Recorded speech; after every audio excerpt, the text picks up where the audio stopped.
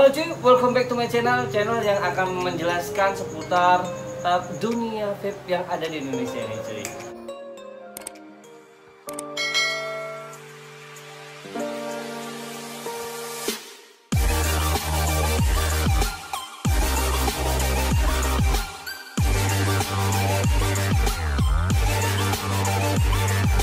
Oke.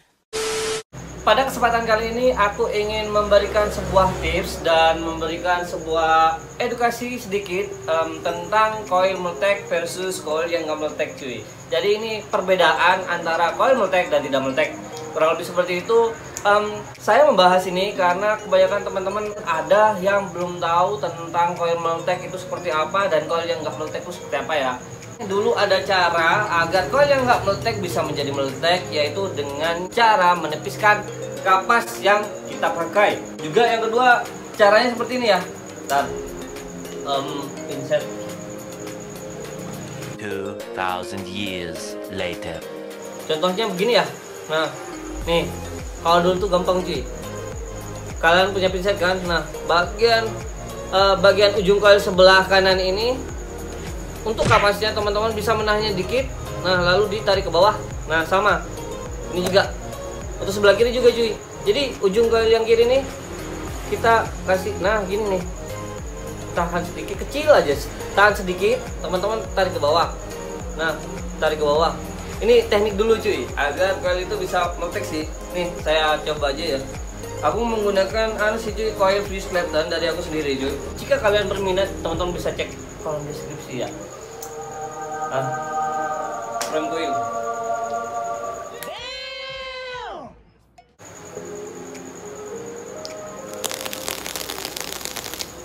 Kurang lebih seperti itu.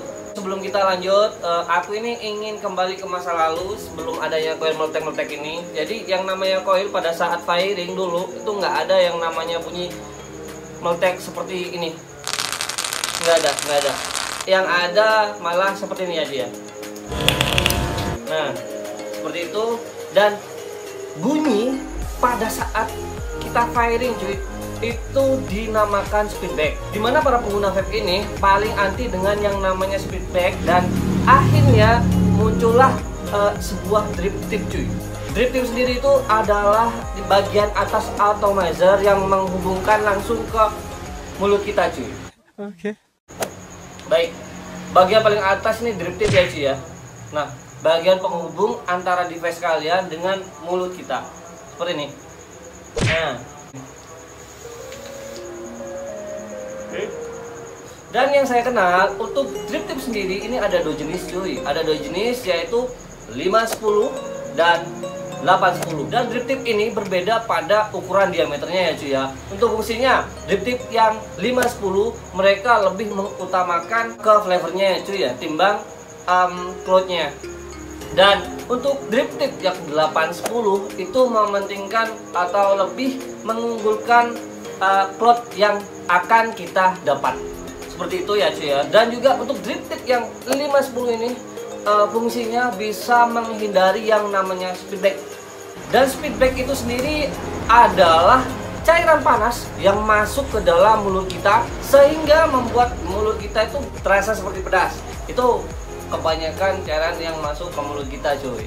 Kenapa ada istilah speedback pada vape ini? Oke, untuk speedback sendiri itu bisa terjadi karena pembakaran coil kalian yang nggak sempurna cuy. Oke. Oke, lanjut kita ke coil meletek. Coil meletek pada saat firing itu akan menimbulkan suara seperti ini cuy. Nah, dan pada saat mereka firing dan mengeluarkan suara seperti ini, timbullah yang namanya speedback kemana-mana. Bahaya atau tidak, teman-teman harus bisa mengatasi hal tersebut untuk mendapatkan sebuah rasa yang nyaman saat kita nge-puff ataupun saat kita nge-vape. Bagaimanakah cara mengatasinya? Nah, ini aku ingin memberikan sebuah tips ya untuk kalian. Teman-teman harus bisa memilih atomizer kalian saat menggunakan coil ini. Apalagi saat ini untuk atomizer RDA dual atau single, mereka menggunakan coil yang posnya itu tidur cuy, berada di atas. Dan juga ada yang menggunakan pos gantung, yaitu kanan dan kiri cuy. Jika kalian menggunakan RDA dengan menggunakan pos seperti ini, nah pos tidur ya cuy ya. Ya, pada saat firing coil kita itu langsung berhadapan dengan mulut kita ya. Jadi itu menimbulkan lebih banyak liquid yang dapat masuk ke mulut kita cuy. Dan jika itu terjadi, teman-teman pasti akan merasakan hal yang kurang nyaman pada saat vaping. Saya sarankan kepada teman-teman jika kalian menggunakan RDA yang menggunakan pos tidur, kalian jangan memakai coil Mltek karena itu sangat tidak nyaman untuk mulut kita cuy ya. Itu menurut pengalaman saya cuy ya. Jika kalian mempunyai pendapat yang berbeda, silahkan teman-teman tulis di kolom komentar. Nah, bagaimana caranya untuk menggunakan coil Mltek dan gak berbahaya cuy? Yang pertama, kalian harus menggunakan atomizer yang tidak menggunakan pos tidur cuy. Paling tidak ada di menggunakan pos gantung. Menurut saya sih pos gantung, tetapi lebih jelasnya untuk coil itu berada di sebelah kanan dan kiri. Seperti itu ya. Untuk yang kedua, buat kalian user single coil, ini lebih memungkinkan untuk speedback itu masuk ke mulut kita ya cuy ya. Jadi teman-teman bisa mengcustom atomizer kalian ya cuy ya.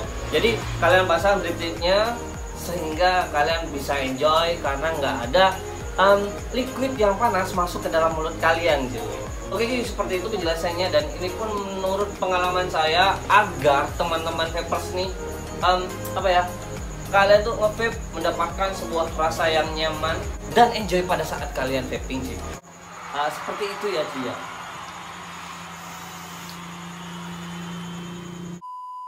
Pada video ini aku nggak akan mengejas bahwa coil yang Mltek itu jelek dan coil yang nggak Mltek itu jelek.